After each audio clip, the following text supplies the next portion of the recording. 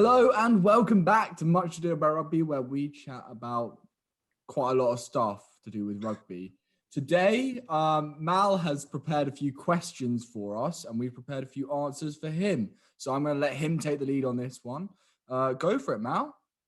So the premise of this episode is going to be what we would do if we took over a Premiership club for next season. So Ed is going to be taking over Harlequins as he is a Harlequin supporter. Maxon is going to be taking over the currently Championship side, Saracens. Not for long. And I'm just going to be taking over Bath because YOLO swag. So that takes me way back to year 6. So the first question is, which ex-player are you going to have as your head coach? And tell me why. Ed. Who's going first? Is it me? Yeah, man. You want to go for Harlequins, there's obviously a lot of great players you can choose from. But I've narrowed it down to 2 possibilities. One, I didn't think would count because technically he's still playing. He's just playing over in America. You guys did mention him before we started recording. It's Chris Robshaw. Obviously, ex-England captain, incredible player, Quins legend. And would just be a bit of like a Frank Lampard decision. Why was Frank Lampard made head coach Chelsea? Because he played there for a long time and he was really good. So that would be my reason for selecting him. But my actual choice, who I would actually rather have, is a little known person called Sir Clive Woodward. Ex-Harlequin, won the World Cup with England. What a choice. You guys will not beat that. He will win everything with Quins. Mate, I've got way better pick. Yeah, you promise. It's not very exciting, but, you know, he's good. So he won it back. He won the World Cup back in 2003. The game's changed. I don't rate that pick. Yeah, mate. Ed, you thought Harlequins won the Champions Cup, so All right, we don't need to keep Mackie, who's your pick, Mackie? Who's your pick? Well, similarly to Ed, I was choosing between 2. The first one is Francois Pienaar, who, of course, captained the South African side to the infamous World Cup win. And I think he'd be a great coach, inspirational individual. Does he have the coaching caliber? Who knows? And the other one, and the person I actually will pick, is Andy Farrell. Obviously, I think recently we've seen how well he's doing with Ireland. We had a great Six Nations campaign. I think we all think they're coming. And he's a great sort of defensive coach. So I would pick Andy Farrell. Mate, that is boring. Let's face it. That is boring. He hasn't even won anything. What's he won with Ireland? Nothing. He's an informed coach at the moment. That's what I'm saying. He couldn't even make it on the Lions coaching team. He's an informed coach, and he's not just a pundit. So that's why I'd pick him. You just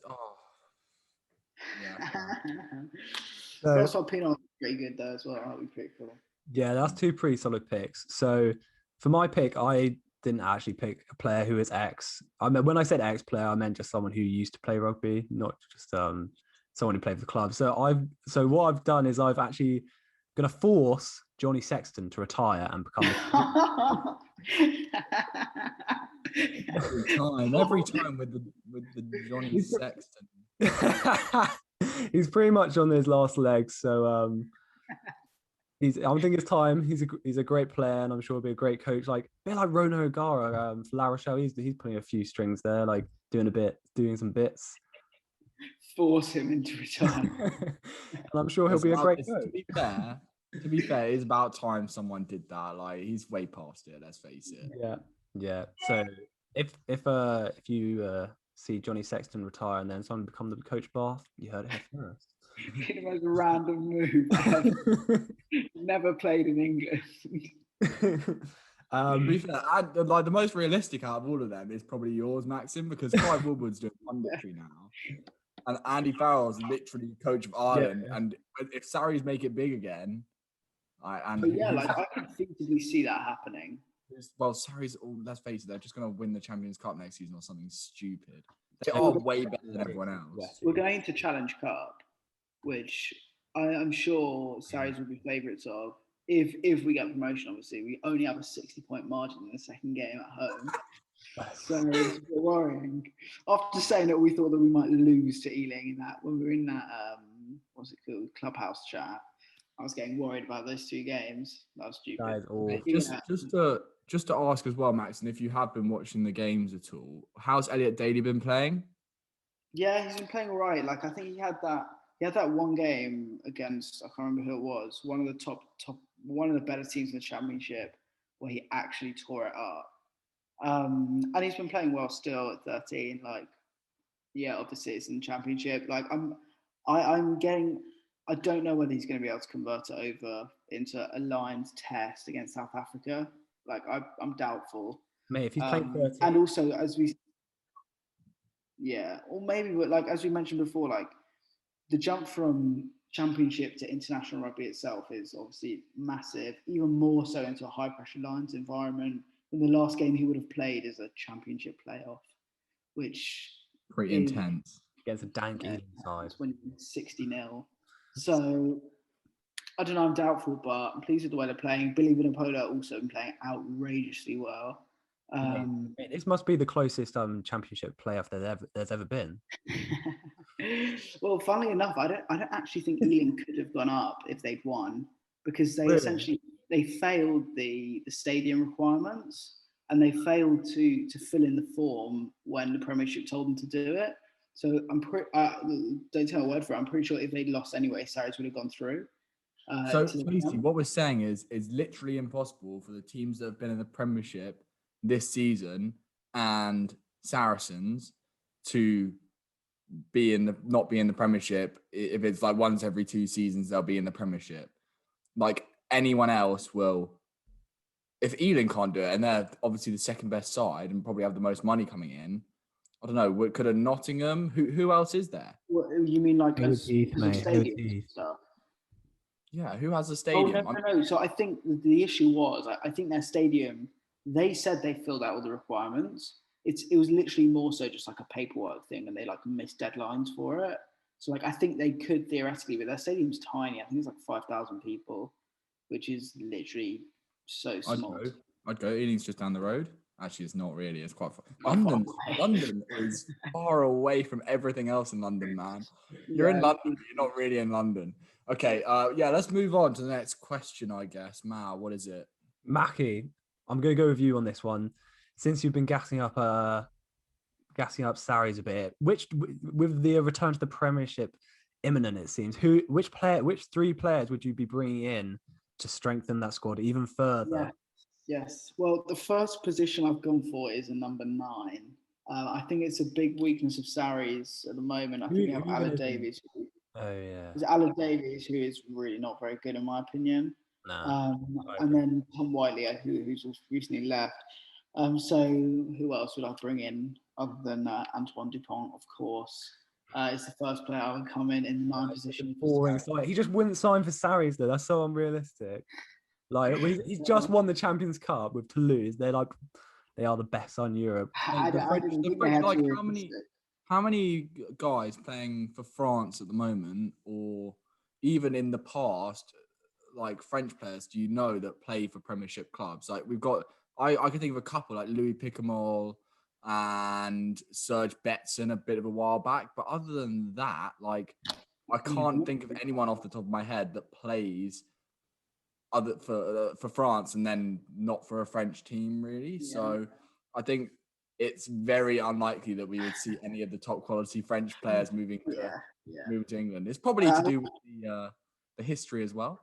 You know, they don't like us. Realistic, but like obviously they're not going to move over. They earn an absolute fortune as well. But money's definitely going to be more. Yeah. And my second player is a bit more of a rogue one, but it's Sarri's also lacking in the back row, in my opinion. Mike Rhodes just announced that he'll be leaving the club. I don't know exactly where he's going. Oh no, mate, not Mike Rhodes. Mike Rhodes. But it'll be interesting to see whether he joins one of the South African clubs who will then be playing in Europe. That will be a bit controversial. But I have chosen a back row replacement from the Southern Hemisphere who has sort of had a bit of a breakthrough this season, but has been playing well for the last few seasons, and that is Shannon Frizzell as a back row player for Sarries. Dank player. That would actually be a ridiculously good signing. What the hell? He was like the top tackler in Super Rugby a couple of seasons, and he's been playing seriously well for the Highlanders. That's a really good choice, to be fair. I did not think that far. Ridiculously good signing.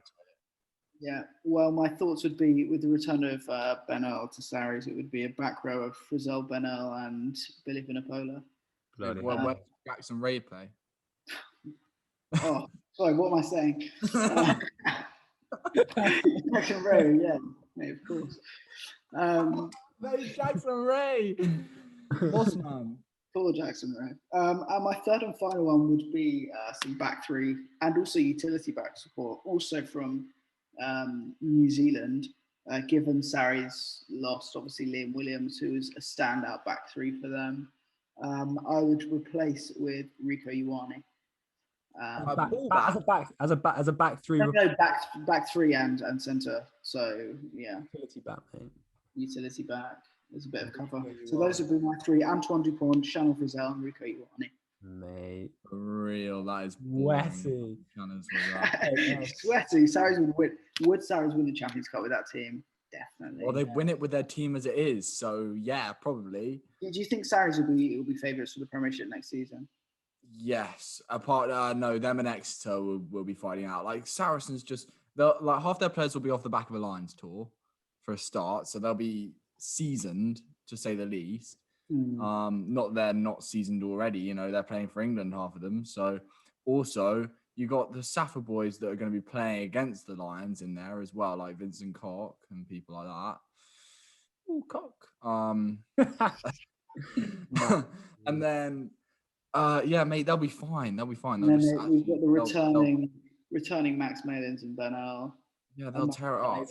That is unfair, mate. That's actually unfair. Yeah, they're definitely going to break the salary cap again. Whoopsie. Who are your signings, Ed, then? The Quinn. Okay, so obviously Quins have had some good signings in the recent past. For example, Tyrone Green and Esther Hazen and Stefan Luis, people like that. So I've actually gone for a different angle. I've gone for people that have left the club recently. Let go. I want them back. So the first one is Mike Brown. No, mate. Anyone in the entire world, you'd pick Mike Brown to come back. Let's face it. Okay, so we have such a good backline, but then when we don't have Mike Brown, or this is like we'll have to play like Aaron Morris or someone who's just not quite as good. And I like playing like, I don't know, Esther Hazen and marching in the centres. Earl's leaving as well. I take him back. And then Liner and Green on the wings, and then Brown at fullback rather than Green at fullback and Morris on the wing or something like that. You know, it's an interesting thing. Mike Brown is such a good experienced player that I want him at the Quins still, but I don't know why we got rid of him, but there it is. Mate, you could literally have any other 15 in the world, and you chose Mike Brown. Yeah, maybe because he's 36, bold and slow as a truck. Yeah, but I'm biased towards Quins. So the next player I'm going to take back is Carl Sinclair. We'll take him. That's a good signing. That's a good. And because look, okay, so Quins' front row a few years back. What was it? It was well, with a prop specifically. It was Marler and Sinclair, like two Lions props, and we still have Marler. And you know, so who's playing on the other side of the scrum? I can't even remember, man. Like I don't even know. I want Sinclair back. I want Sink back, man. He's sick and he's in such good form at the moment. I couldn't really leave him out. But okay, forgetting Mike Brown or whatever, there are two other players who I wrote down. So the one player that I thought could fit in quite nicely into the Quins team is if Marchant moved out to the wing, where he plays very well, and we had Green on the other wing and Mike Brown at fullback or something like that along those lines, then I would definitely take Robbie Henshaw, man. Dang. He would never. Yeah. He would never Bobby sign Henshaw. though. Stick him at 13 outside Andres Esterhazy, and like the guy's just good at everything, isn't he? He's aggressive, he can pass, he can tackle. He would just shore up everything in Quins' defense as well, probably because he's so good defensively that is one of Quins' problems at the moment. We concede a lot of tries. We do. So, you know, Esterhazy and Henshaw, imagine the formidable centre partnership that would be. And then I've gone similar with Mackie for looking for a back three option, fullback option. So I've written down 2 names for fullback: Geordie Barrett and Damien McKenzie. So the two best players. Nah, Mike Brown, mate. Mike Brown. Nah, but if you're gonna like take it seriously, which I obviously didn't really for that one, but like genuinely, Geordie Barrett has been insane for the Hurricanes, and Damien McKenzie has actually carried the Chiefs to some form this season. And since they got their red card, since he got his red card and got banned, he's been average. They've been average. So, you know, just looking at those two, I just couldn't fail to mention them really. And Barrett kicks as well, but not that we need that because Smith is dank at kicking. Top point scorer in the Prem this season. Cheers. Smith is dank at kicking. We don't you don't see any New Zealand players in the Premiership though, other than those like, what's his name? What's the guy who plays for Wasps? Fekatoa.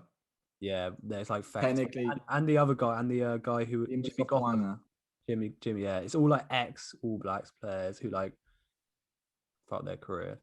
I don't know. There's probably a few more than you realise, but they're not allowed to play for New Zealand. Yeah, that is the one thing that does annoy me. That's like why you don't see many English players playing abroad. Like that's the only reason why Johnny Wilkinson went abroad. He just wanted to earn a bit of dough before he retired. Yeah, it's the same. I think it's the same with Australia and Ireland as well. You have to play there to be able to qualify.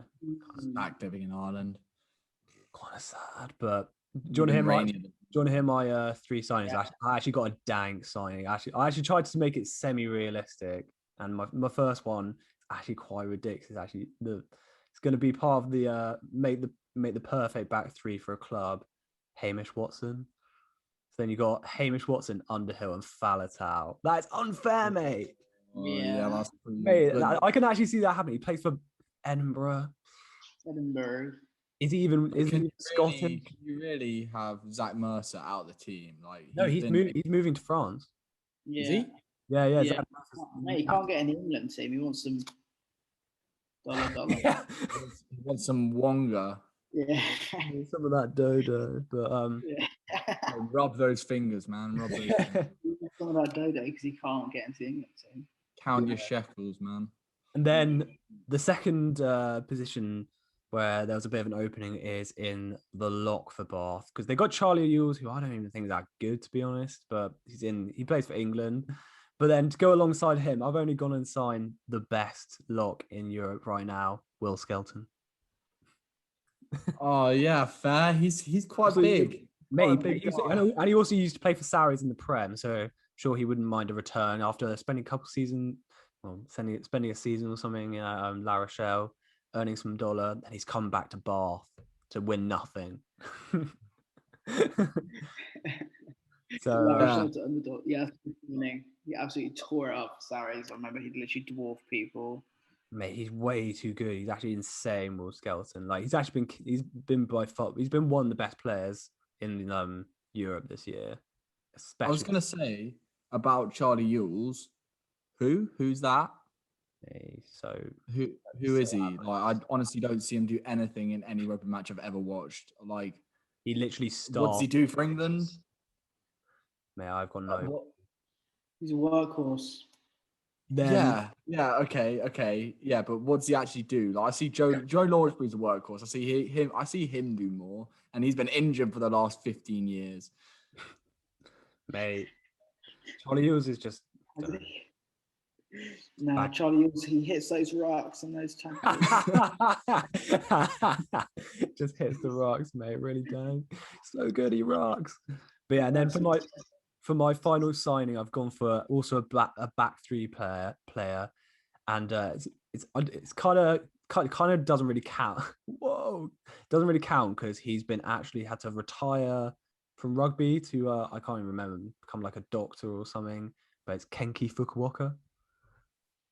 Nah, he hasn't retired, has he? He's been playing this season. Mate, after this season, he's finished. Though I'm pretty sure he has to he's going to study as a doctor or something. That is such a fair signing, though. I can remember putting him in my Super Rugby fantasy team about 6 years ago now, and him just tearing it up. Good, he's so good. I'm pretty sure Japanese dude, right? Yeah. He's just mate, he's gas called Dank Step, and I'm pretty sure he won top four. No, what's the Japanese league called? Top league or something? I don't know. He got top league player of the year. Top nothing. Well, oh, he did. But so yeah, they're my three signings. I was thinking about Tyburn, obviously outrageously good signing, but wouldn't ever happen because he's in the peak of his career and wouldn't leave Ireland. Duhan van der Merwe, because he'll definitely leave after one season at Worcester because they're gonna be shit. He's gonna win the Premiership. No, they're not. Mate, they're getting relegated. Mate, he's leaving. He's actually an idiot. They're getting relegated. So stupid. Then also Lewis Rees-Zammit, even I should say. Mate, he's actually way too good. I've been thinking about it, he's actually way too good. He's literally like younger than us. Late at night in bed. Yeah, I've been thinking about it late at night in bed, dreaming about it, and he is way too good for how old he is. Mate, he's on the Lions 20 years old. He's outrageous. But we've got two more questions. One is which retro jersey you're going to bring back for the season. I think the Chiefs did this over in the Waikato Chiefs. They did it for one of their retro kits like a couple seasons back. It was actually a dank kit. It was seriously nice. So what kits have you gone for? Maybe like put your phone to the screen or something. I don't know. I've got one here. Is that the one you're bringing back, Ed? This is the one I'm bringing back because obviously it's just classic. It's nice. It's When's it from? It's baggy. When's it from? It says Est 1904, but obviously it's not. I think it's from like mid 90s. That's a really good condition for being over like 100 years old. I know. I could probably say it for. To be fair, when I was looking it up online, I did see that these go for about £100. Bloody hell. That's apparently. And Mikey's gonna listen to this, and he's the one that gifted it to me. I didn't want it. And he's gonna realise that he could have sold it for £100. And I'm just gonna be like, mate, it's quite dang to be fair. He would pay £1 million for a rugby shirt. Yeah, mate, 1 million for a rugby kit is quite. But it's nice, isn't it? If I hold it up properly, so you can fully see. Yeah, no, it is nice. It is nice. It's the classic. It's the classic Quinn's check with a. Yeah, it's just the classic Quinn's chair. Very nice. What about you, Mackie? What kit are you going for? Well, first of all, I must say I'm absolutely gutted I didn't bring my your vintage top to Portugal. But of course, my shirt that I'll bring back would be the 99-2000 Saracens shirt, which looks a little bit like this. It's the exact same one you own, mate. It's literally the one you own. It is quite dank, which happens to also be the one that I own. So if you want to see it, go and have a look at another one of our podcasts, which I wear that shirt most of them. A really nice shirt, I think, and I can, from personal experience, say it's extremely comfortable. Some great. Mate, that's so yeah, I really like it, Mackie. I really like it. Apart from like the logo on it, like the Saracens logo, and then the colours as well. The colours are pretty. Nah. This shirt's actually quite dang though. No, yeah, it is. That was absolutely fine, mate. That was such a good deal on Depop. Yeah, it costs £101 online. A little bit more expensive than that Quinn shirt. £100. People have like £5 online, so well. But yeah, that's the one I bring back. Mal, which one would you bring back? I have no idea what year it is. But I think it was like 1999 or something. But it's an Adidas kit. I think the Adidas kits are actually way nicer than every other kit. They just made dank rugby kit. And I've gone for this one I don't know if you can see this absolute machine. Whoa, look at that. Hey, Mate, that's a that is wine. pretty wham, isn't it? It's quite sick. I'm not sure about that one. Mate, I I feel like think mad. I think Bart's a nicer one than that. Mate, no, I don't like. That is so mad. That I- is so I don't. mad. I don't really like the mate. Look how small this guy's head is compared to his body. You edit it. You edit it like that. He's got a tiny body. No, but Mate, this is. Can I show you the Bath? Can I show you the Bath one I like? It's a 95, 96 one. It's one that loads of people wear. Bath. It's like this. I don't. That's the thing. I just So don't. it's basically like the Quins. I just don't like Some of that. the Quins I one. don't like the stripe, the Bath stripe. I'm not gonna lie. That's why I went for this one because it's still got the blue, white, and black, but it's like mainly blue. It's just dang. I'm not. Yeah. Controversial. I'm a big. Anyone think that baggy is cooler for a rugby shirt? Like you watch England in the old days, and they've all got like the dang collared white England rugby shirts, and like now we just are like kind of way too muscly in our tight white. No, but if you had those baggy shirts, it's just way too easy to tackle. You need to be able to like grease your way through. Like you can't. You've got to slip off the Grease. You need Grease. to lube yourself. grease up the what's this called? Grease up the kit beforehand, slide through tackles. But for the final question, what would your beer sponsor be? So at the stadium, going to see the match, your fans, they're all piling in, getting a few pints, but what beer have you lads chosen? Shit, not gonna lie, I completely forgot about this question. I've got mine first then. Mine is a bit off the traditional line. I would choose the brand Brewdog. Really? I've been loving some Brewdog beers. I think what the brand stands for is very good. Yeah, yeah. It was pretty good. So I'd choose Brewdog. And hopefully they can give Sarries. Which brew dog would you go for? They've got quite a wide range. Which specific one? Yeah, which specific one, mate? Elvis juice. Elvis. I haven't actually had that one. I know. Yeah, it's Beck's favorite, right? Yeah, Beck. Yeah, our really good mate Beck. He plays for Worcester Professional. It's his favorite beer, guys. So, I've gone for the one and only Knack Oil. What else? Man, you can't choose anything else. It's Knack Oil. Honestly, Maxson, I honestly thought you were gonna say that. I thought you were gonna say. I thought everyone was gonna. I actually had forgotten about it. It didn't cross my mind. Really? Yeah, I'd forgotten about it. You invented it, mate. You invented neck oil. My only concern is, would you want to only drink neck oil at a game?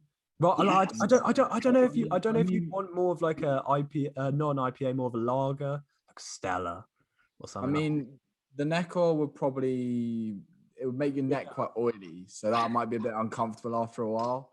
Yeah, mate, it goes down way too easy as well. At least you'd be nice and. Mate, I need to enjoy my pints a bit less while I'm at rugby. It goes down way. So Beaver Town neck oil would be yours. Yeah, yeah, neck oil is mine. Oh, mate, I don't know. I'm just gonna go with one of my favorites, to be fair, because I feel that's one of the only ways I can pick. What would I like to be drinking the whole way through a game of rugby? I love a Spitfire. And I think they represent a lot about what's great about Britain. Brexit, Ed Walker. One of the greatest feats of engineering ever. A good shout. And you know, I just like the taste.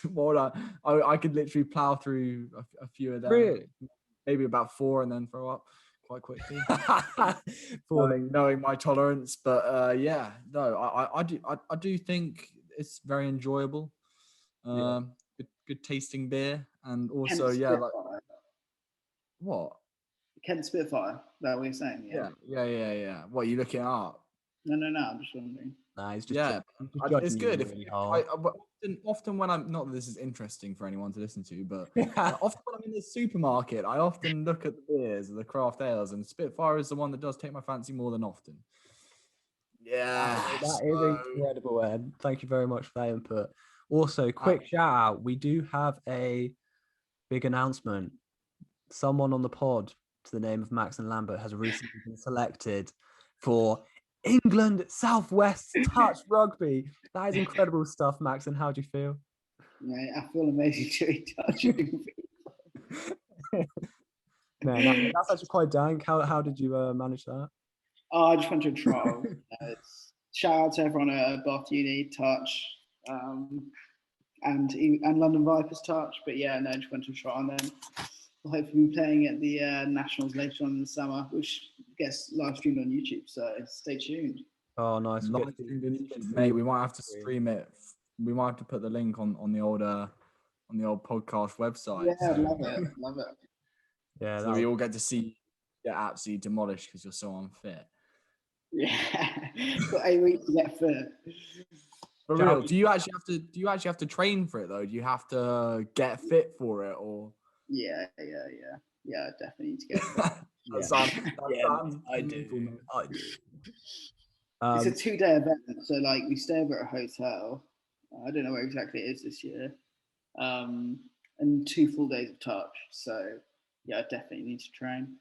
Is this going to be you're into professional rugby, Mackie? You're going to pull a Rosie? Yeah. I'm playing professional rugby in like 5 years. Yeah, maybe. Can you earn a living from playing professional touch rugby? Not in the UK. No. Not in the UK. So that's a no. I think a lot of people do is they do like. There's quite a lot of people who work for England Rugby and then do England Touch as well, and that's how they get paid. Like they do like rep stuff, but I think in Australia there's loads of like league. There's way more crossover with league, so people actually get paid. But in England, there's just no crossover basically. So, how hard is it to get into Southwest? It's quite hard. Like it really depends. Like basically, there's like obviously 5 regions. Some of them are way harder than others. So like Southeast is like really hard to get into. They basically have all the best players. It's like their entire team is like England. And then for like Southwest, like there's less teams, so it's easier. But like out of a squad of 20, I think there's like 4 England players as opposed to Southeast that have like basically entirely England players, and Northwest as well are really good. That's pretty awesome, mate. Well done. Cheers, guys. And it's good to be back in the pod. That you go into the easiest team you can get as you trounced by Southeast. I'm going to be in West. Well, there's 5 regions, and I think we're probably like middle of the pack. I hope we'll see. Fourth. Yeah, we'll see. Yeah, man. Well, good luck with that. Cheers. Yeah, that wraps up. We hope you enjoyed this episode of Much Ado About Rugby. Make sure to go follow us on all the socials, Instagram, Facebook, and all that jazz. And we'll see you in the next one. Thank you very much for listening. Bye. Rugby.